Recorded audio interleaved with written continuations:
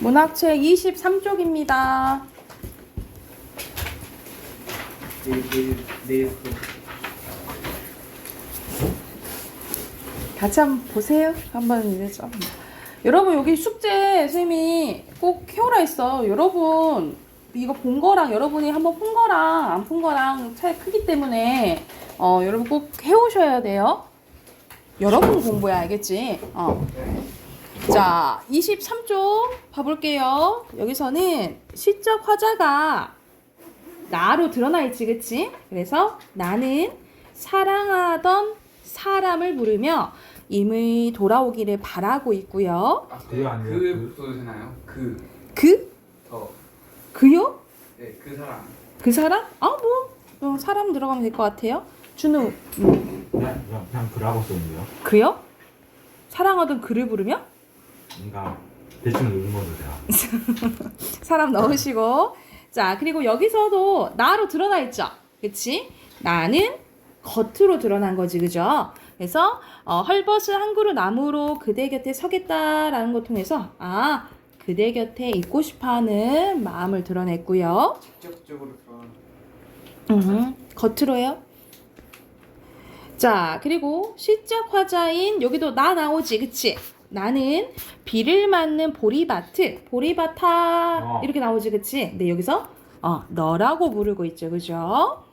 그리고 4번 가볼게요. 여기서는 기도는 우리 하나님한테 하잖아, 그치? 그래서 절대자를 듣는 사람, 청자로 설정한 거야.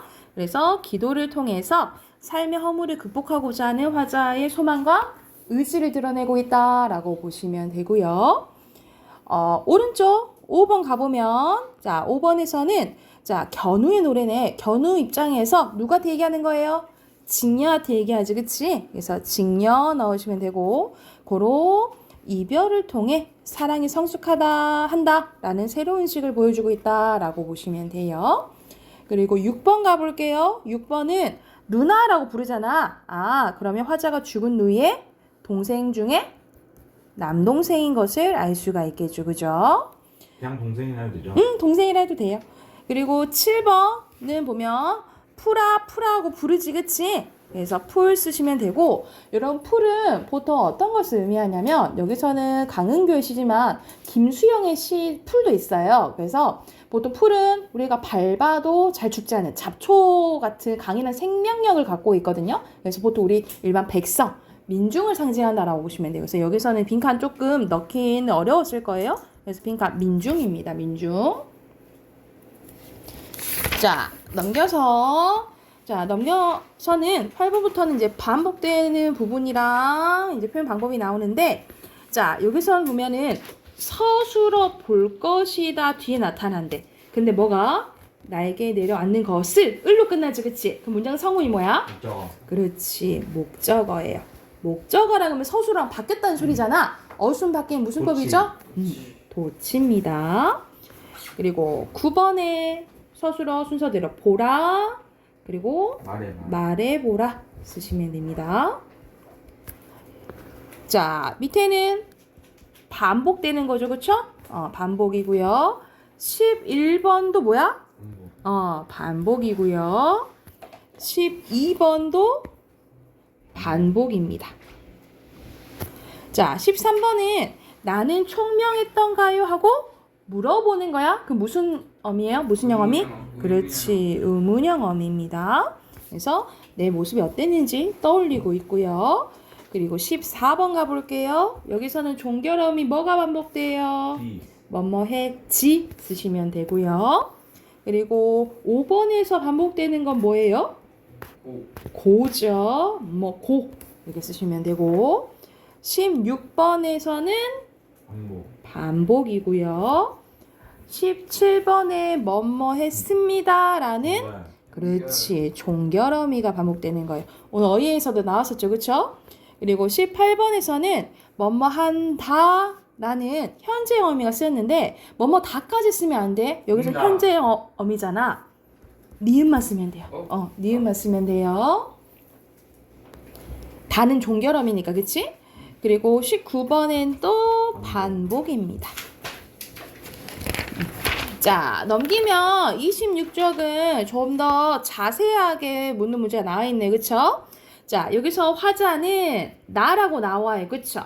나로 나오는데 겉으로 드러났잖아. 그치? 표면적. 그렇지. 표면적 화자라고 보시면 되고, 상황은 순이가 떠는 날 내리는 한방눈. 한방눈을 바라보고 있어요.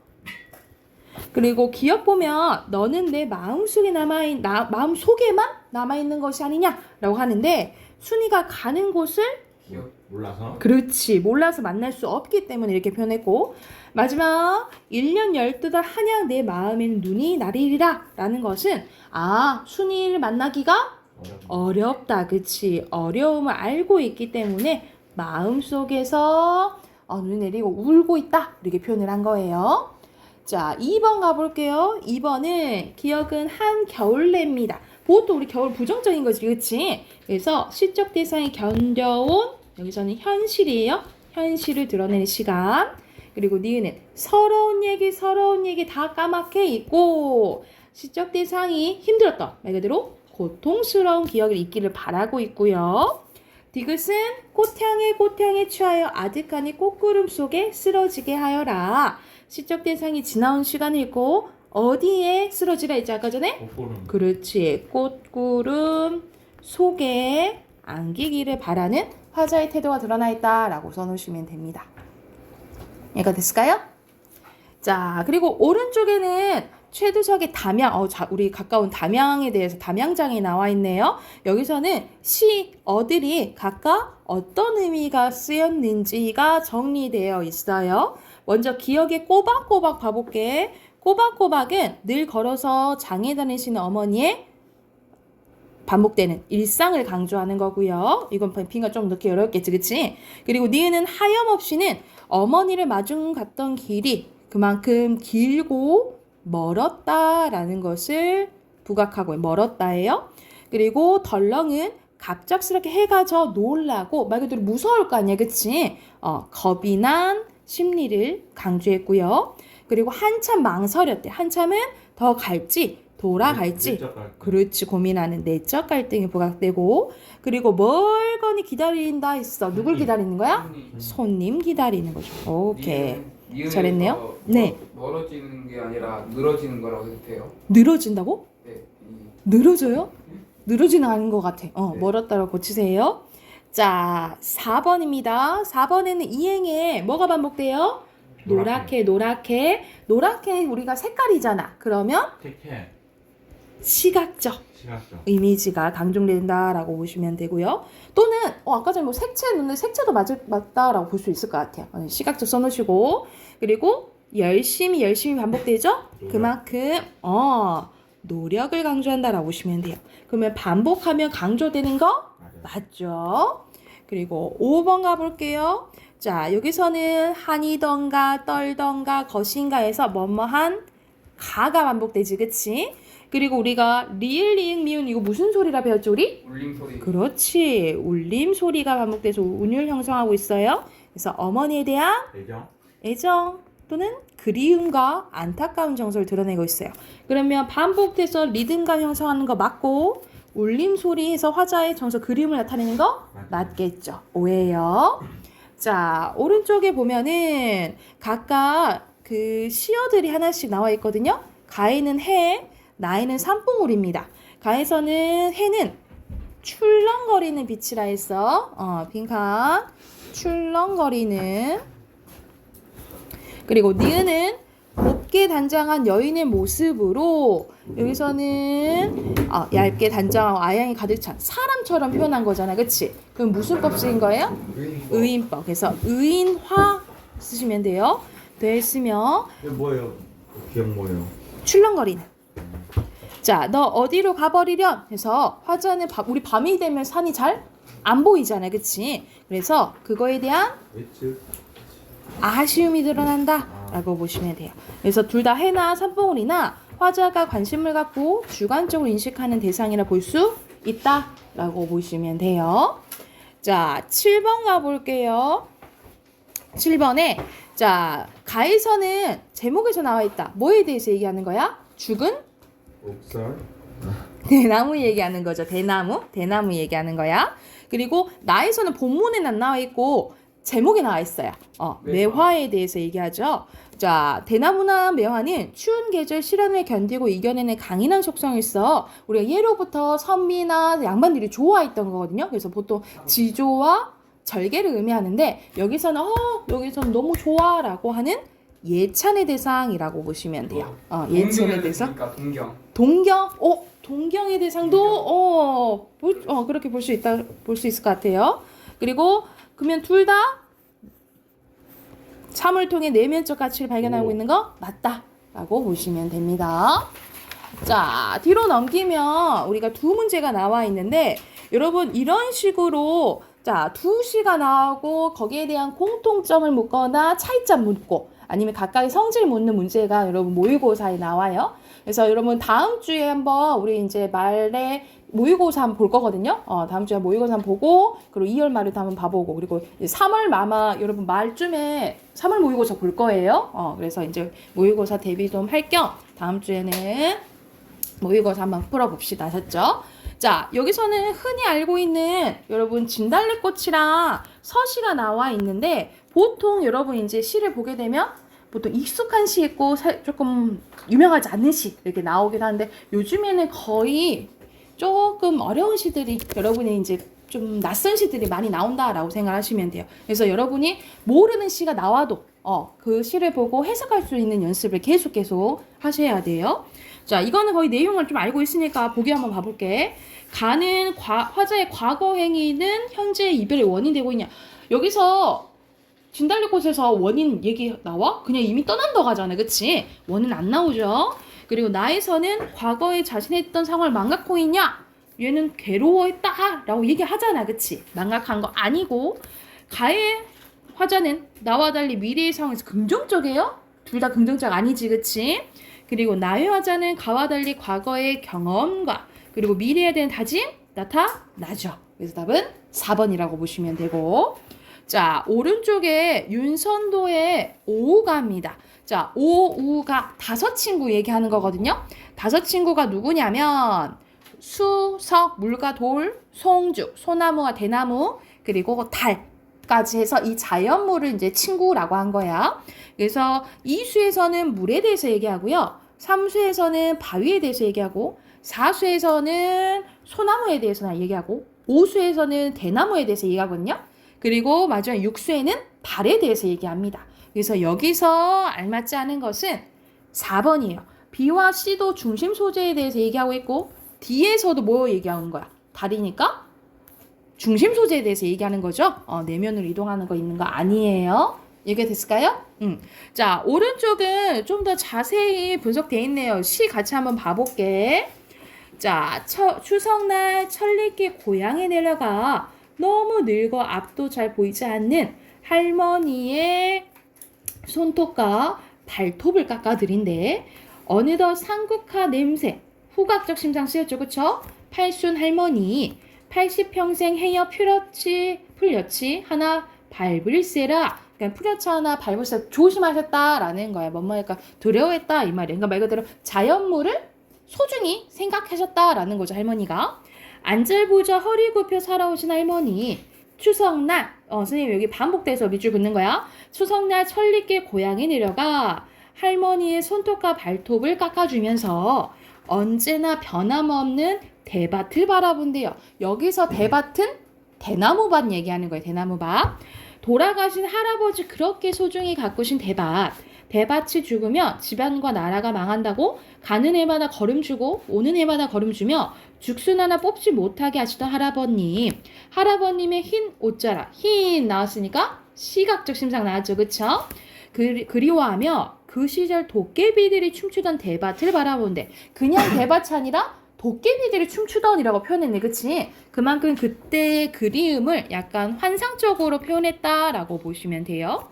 너무 늙어 앞도 잘 보이지 못하는 할머니의 손톱과 발톱을 깎아주면서 나는 강강술래, 나는 논이 되고 싶었고 강강술래, 나는 밭이 되고 싶었대. 그러니까는 지금은 이런 것을 볼 수 없는 거잖아. 그치? 그래서 그때 예전으로 좀 돌아가고 싶어하는 화자의 마음이 드러난다라고 보시면 돼요. 그럼 옆에 분석한 거 봐보자. 자, 시적 화자는 마지막에 나라고 나와 있죠. 그쵸? 그래서 추석날 고향에 내려가 할머니를 만난 나고요. 자, 고향에 내려가 할머니의 손발톱을 깎으면서 어디를 바라봐요? 대박. 대박, 그치? 대밭을 바라보다 할아버지와 과거를 떠올리고 있고요. 자, 할머니에 대한 애정이 드러나고 돌아가신 할아버지를 그리하며 여기서 환경을 알 수 있네. 산업화 이후 붕괴된 과거 농촌 공동체의 삶이 다시 돌아오길 바라는 거예요. 그치? 이걸 단어로 보면 회복이라고 보시면 됩니다. 회복되기를 바라고요. 부흥 부흥은 더 커지는 건데 아니에요. 다시 회복 쓰셔야 돼요. 그리고 A는 무슨 증상이라 했어? 시합병. 후각적. 그래서 한평생 자연을 사랑하며 소박하게 살아 할머니를 나타내고 B가 시각적이죠. 그래서 할아버지에 대한 그리움을 표현했다라고 보시면 됩니다. 자, 아까 전에 환경이 뭐라 했어? 앞에 나왔었잖아. 산업화라 했죠? 산업화로 인해 자연과 생명 공동체의 가치를 상실한 농촌 현실 속에서 과거 농촌, 그러니까 공동체에 대한 그리움과 공동체적 가치 회복에 대한 염원이 드러난다라고 보시면 돼요. 그리고 반복하는 시행 선생님 표시해줬잖아. 다시 한번 표시해줄게. 첫 번째는 뭐냐면 추석날 천리길 고향에 내려가 쓰시면 되고요. 두 번째는 할머니의 손톱과 발톱을 깎아드린다. 근데 여기서는 뒤에가 조금 다르긴 하지? 근데 여기 부분 쓰시면 되고. 세 번째는 강강술래. 나는 논이 되고 싶었다. 밭이 되고 싶었다. 여기 부분 쓰시면 됩니다. 그래서 순서대로 세 군데 여기 쓰시면 될 것 같아요.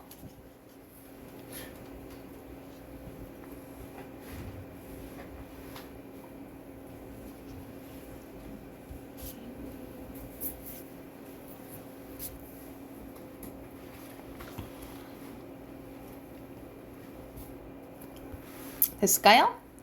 자, 그리고 이게 네, 반복을 통해 우리를 강조하는 거예요. 어디요? 왜 또 세 줄이? 시행? 시행하는 거 찾는 거예요. 이거 왜 반복하냐고? 네. 하고 싶으면 강조하려고요. 반복하고 있어요? 네, 반복하고 있잖아. 선생님 그래서 표시했잖아요. 반복하는데.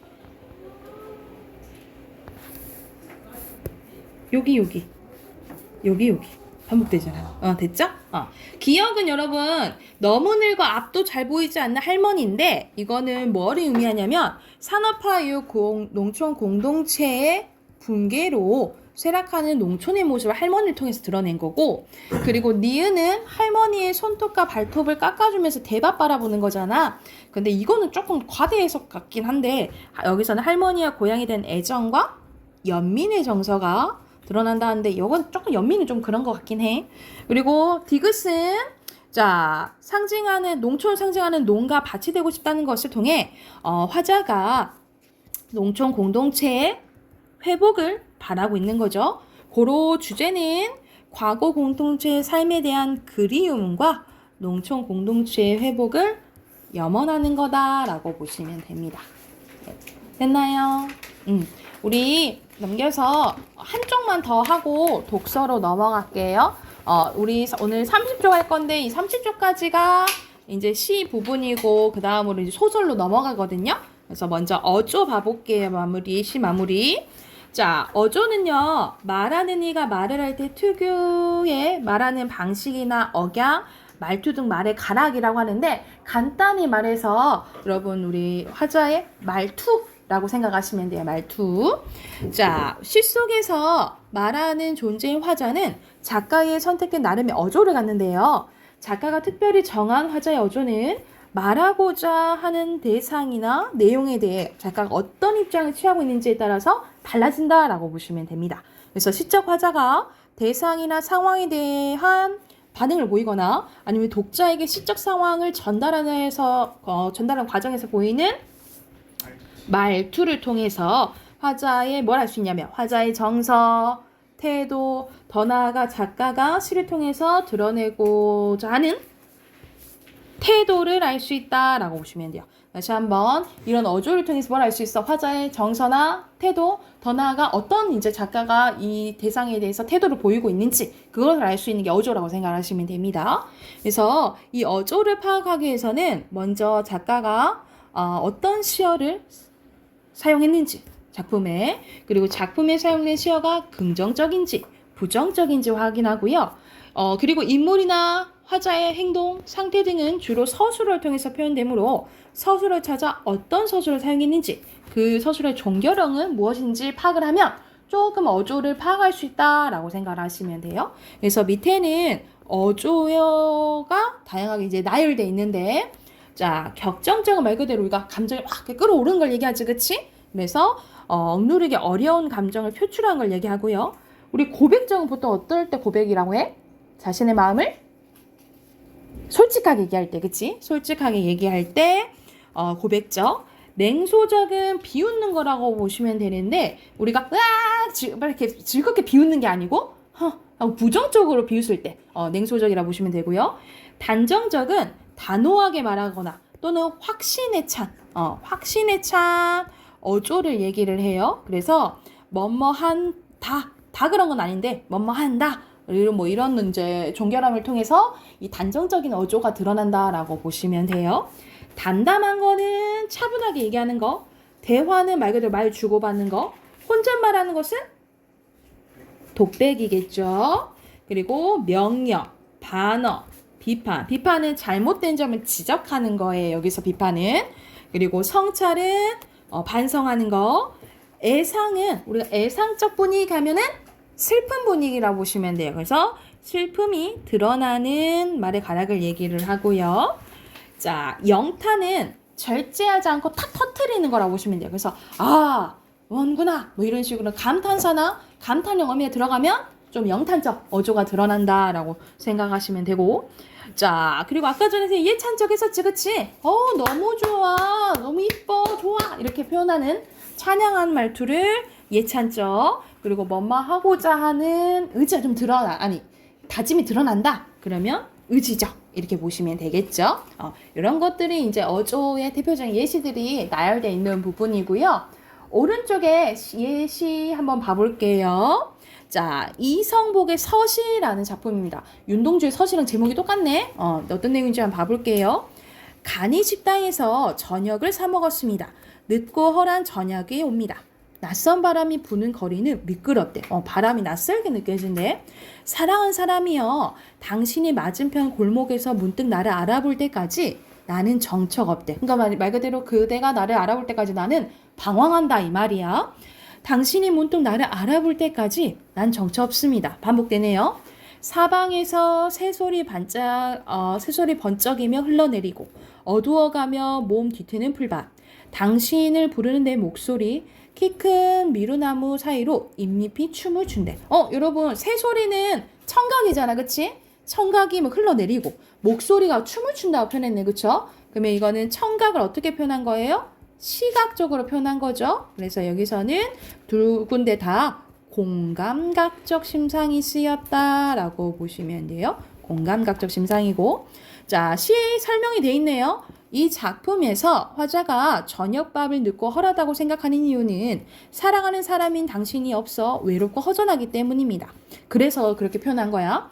화자는 당신에 대한 그리움으로 인해 바람이 낯설고 거리는 미끄럽게 느끼고 있는데, 이 작품 말 그대로 사랑하는 사람에 대한 그리움이 심화되는 과정을 담담하게 이야기하고 있다라고 보시면 돼요. 담담한 어조예요. 왜냐하면 감정이 막 표출되거나 그러지 않잖아. 조용히 얘기하잖아. 그래서 여기서 주제는 마음을 알아줄 임에 대한 그리움이라고 보시면 됩니다. 이해가 됐을까요? 오케이. 문항 여기까지 우선 하고 독서 꺼내 볼게요. 독서.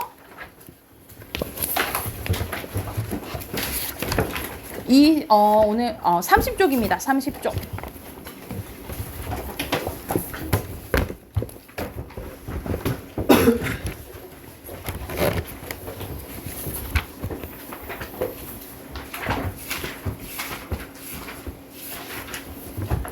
자, 30쪽 보면은 우리가 중학교 때 계속했던 설명 방법에 대해서 나와요. 우리 설명문 할 때, 설명문 쓰게 할 때 우리 설명 방법 때 다양한 거 배웠잖아, 그치? 그거에 대한 이제 문제, 설명이 나와 있는데, 이거는 쉬우니까 간단하게 보고 연습 문제 바로 풀어볼게요. 자, 정의입니다. 정의는 뭐뭇은 뭐뭐다 하고 뜻풀이 하는 거지, 그치? 그래서 어떤 말이나 사물의 뜻을 명확히 밝혀서 규정하는 서술 방식을 말하는데 종개념은 종차와 유개념으로 이루어져 있다라는 형식으로 구성되는데 사실 이것까지는 뭐 이런 단어까지는 알 필요는 없을 것 같아요. 그래서 말 그대로 뜻풀이 하는 거라고 생각하시면 되고 자, 예시는 말 그대로 어떤 상황에 대한 사례 드는 거지, 그치? 사례 드는 것을 예시라고 보시면 되고, 여러분, 가령, 예를 들어, 이런 표지가 나오면, 아, 예시 쓰였네. 라고 힌트 얻으시면 돼요. 그리고 구분은 여러분 나누는 거잖아, 그치? 그런데 우리 나누려면 뭐가 필요해? 기준이 필요하죠, 그쵸? 그래서 일정한 기준에 따라서 상위 개념을 하위 개념으로 나누는 걸 구분이라고 합니다. 말 그대로 큰 거를 작은 거로 이렇게 나누는 것을 구분이라고 해요. 근데 우리 구분이랑 같이 쓰는 게 분류잖아, 그치? 분류는 여러분 이렇게 작은 것들이 있으면 큰 걸로 이렇게 묶는 거라고 생각하시면 돼요. 그래서 다시 한번 구분은 상위 개념을 하위 개념으로 나누는 거야. 그리고 분류는 하위 개념을 상위 개념으로 묶는 거라고 생각하시면 돼요. 됐을까요?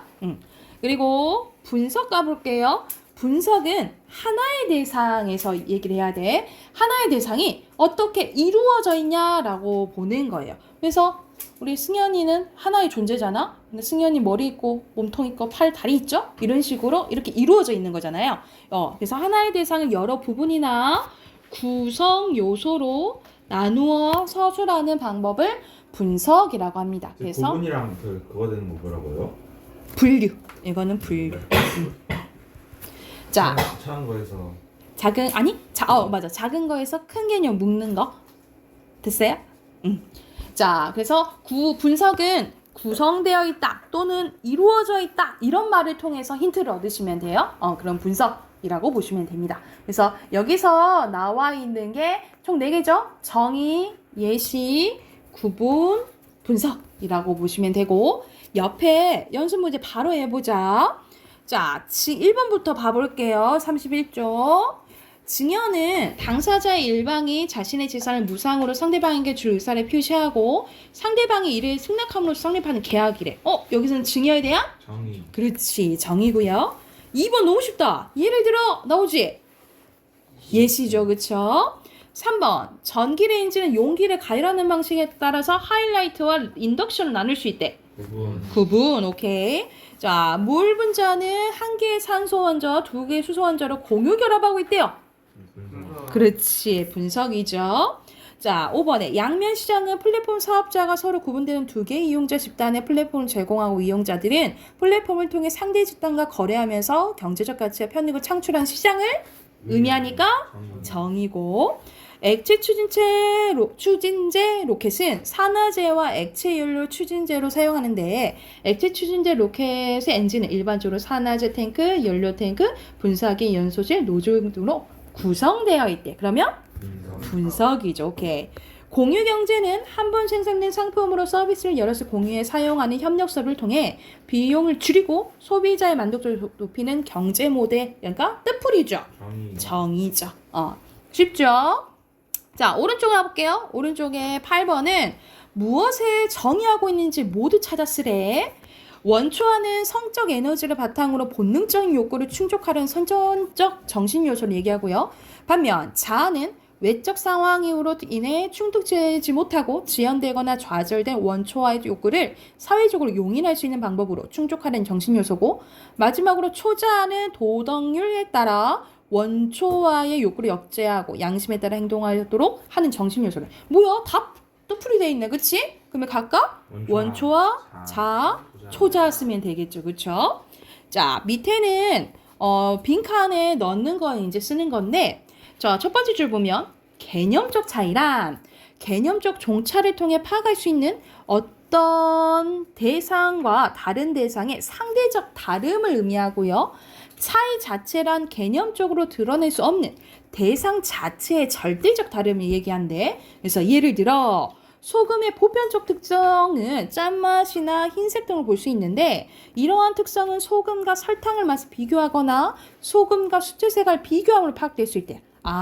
그러면 이 소금과 다른 대상들과 상대적 비교를 통해 소금의 무엇을 알 수 있는 거예요?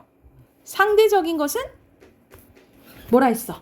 개념적 차이죠? 그러면은 여기서 개념적 차이를 알 수 있구나 라는 걸 알 수 있겠지. 형성되구나 라는 걸 알 수 있겠죠. 그런데 소금이라는 개념으로 동일하게 분류되는 각각의 입자들은 그 입자마다의 염도와 빛깔 등이 다를 수밖에 없다 이 말이에요. 그 자체로. 그래서 각 소금 입자가 가지는 염도, 빛깔의 고유한 정도는 무슨 자체에서 차이 자체가 되겠죠. 그쵸? 그래서 각각 빈칸 넣으시면 될 것 같아요. 됐을까요? 자, 마지막 봐볼게. 다음 글에서 논리 실증주의자와 포퍼가 분석 명제와 종합 명제를 구분하는 기준이 뭔지 쓰래. 자, 논리 실증주의자와 포퍼는 수학 지식이나 논리적 지식처럼 경험과 무관하게 참으로 판별되는 것을 뭐라고 하고? 분석 명제를 하고, 과학적 지식처럼 경험을 통해 참으로 판별되는 명제를 종합 명제라고 했대요. 그러면 나누는 기준이 뭔 거야? 경험을 통해 참으로 판별되는가? 그렇지. 경험이 들어가야겠죠? 그래서 경험을 통해 참으로 판별되는지 안 되는지잖아. 그치? 그래서 판별되는지의 여부라고 보시면 됩니다. 경험을 통해 참으로 판별되는지의 여부 쓰시면 돼요. 그러면 뒤로 남겨서 문제 풀어야겠죠? 32쪽, 33쪽 문제 풀고 답 확인해 봅시다.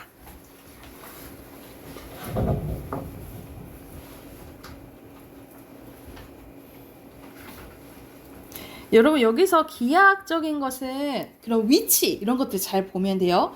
그걸 생각해서 3번 문제 푸시면 됩니다. 오른쪽에.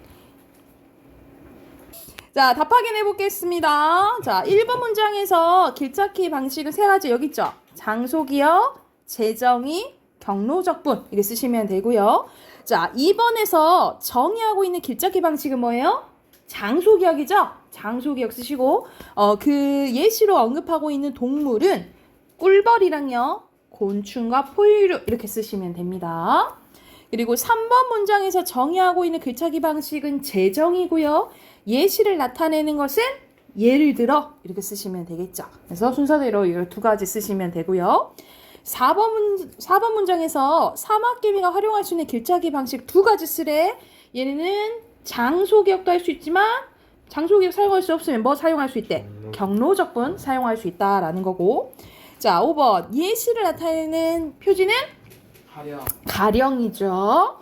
그리고 6번 문장에서 사막개미가 이동 경로상의 매 지점의 방향을 결정하게 사용하는 기준이 있다 했잖아. 그 기준이 다음 줄에 나 있죠?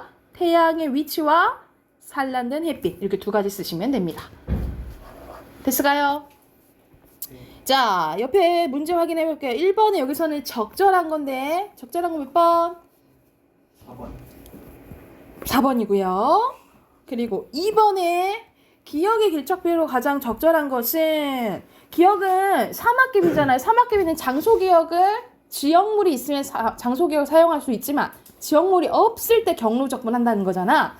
답은 3번이겠죠. 지역물이 있으면 장소기억 하겠지. 그치?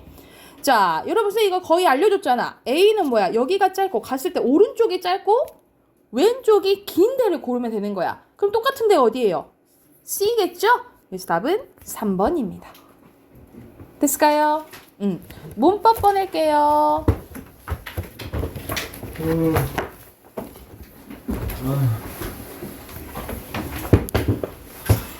문법 108쪽입니다. 108쪽.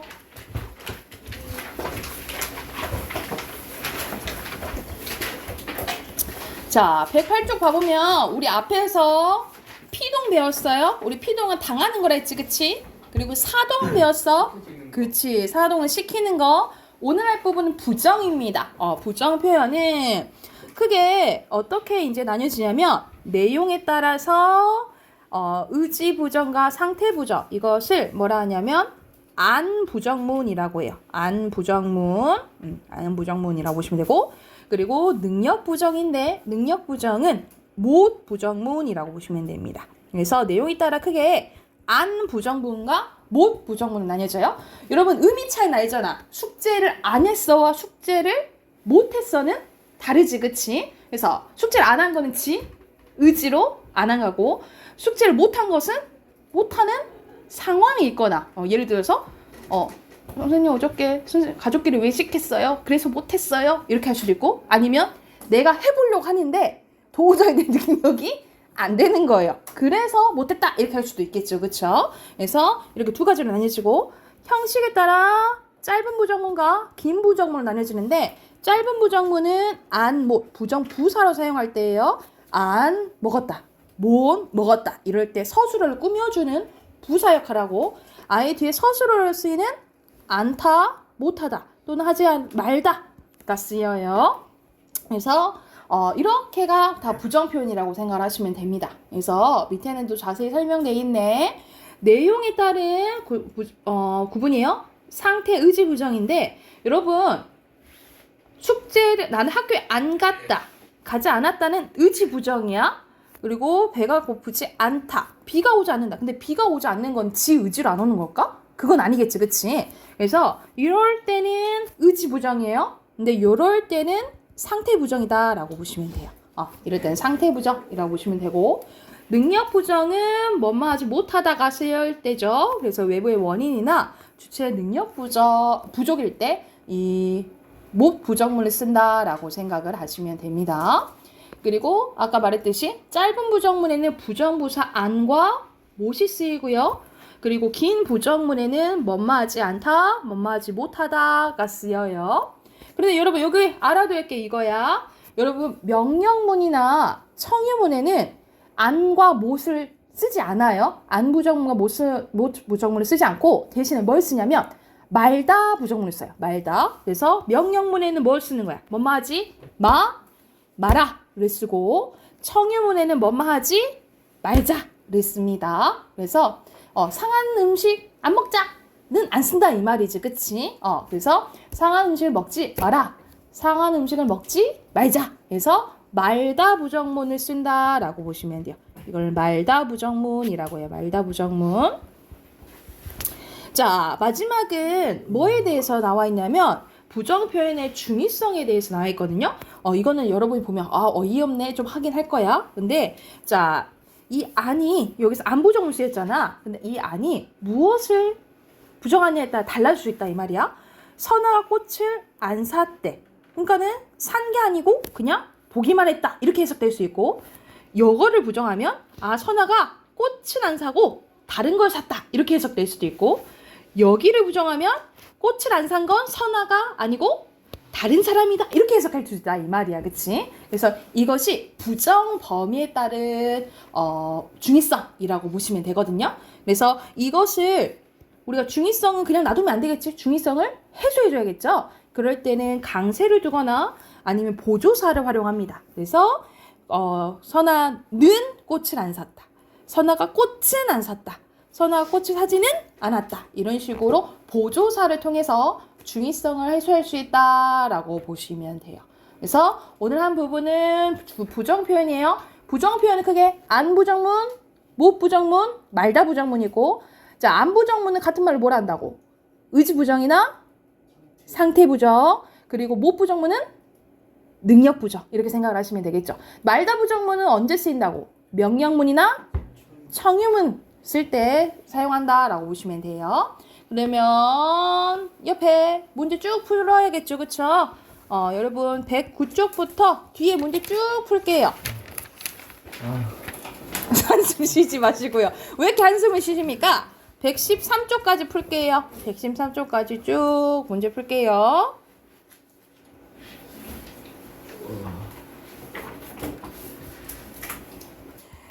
113쪽까지 풀어올게요. 숙제. 아셨죠? 숙제 해오세요.